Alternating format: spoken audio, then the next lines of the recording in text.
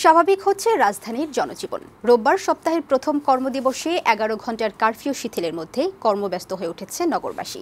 সকাল থেকেই রাজধানীর প্রধান সড়কগুলোতে যানবাহনের চাপ বাড়ে। এতে কোথাও কোথাও দীর্ঘ যানজটের সৃষ্টি হয়। এতে ভোগান্তি পোহাতে হয় কর্মজীবী মানুষের। রাজধানীবাসীর নিরাপত্তায় সেনাবাহিনীর পাশাপাশি আইনশৃঙ্খলা রক্ষাকারী বাহিনীর সদস্যরা তৎপর আছে। মাহবুদ আজমির প্রতিবেদন। কারফিউ শিথিলের সময় বাড়ানোই বাড়ছে অফিসের কর্মঘণ্টা। আগামী মঙ্গলবার পর্যন্ত সকাল ৯টা থেকে বেলা ৩টা পর্যন্ত সরকারি বেসরকারি অফিসের সময় নির্ধারণ করেছে সরকার।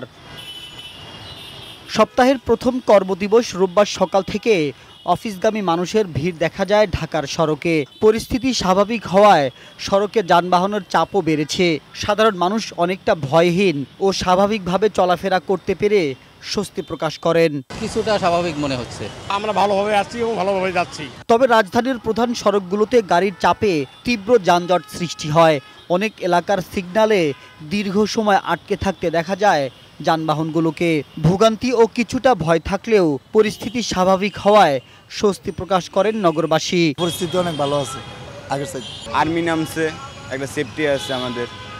প্রতিদিন 10টা থেকে 5টা পর্যন্ত ওরাই থাকে এই জায়গায়, নিজেদেরকে নিরাপদ মনে হয়। কারফিউ শিথিল থাকলেও আইনশৃঙ্খলা পরিস্থিতি নিয়ন্ত্রণে রাখতে রাজধানীর মোড়ে মোড়ে সেনাবাহিনীর সদস্যদের অবস্থান আছে। সরকারি অফিস পাড়া ও গুরুত্বপূর্ণ স্থাপনায় রয়েছে বাড়তি নজরদারি। সেনাবাহিনীর টহল থাকায় ঢাকার বেশিরভাগ এলাকায় শান্তিপূর্ণ পরিবেশ বিরাজ করছে। মাহবুদ আজমি, বৈশাখী সংবাদ, ঢাকা।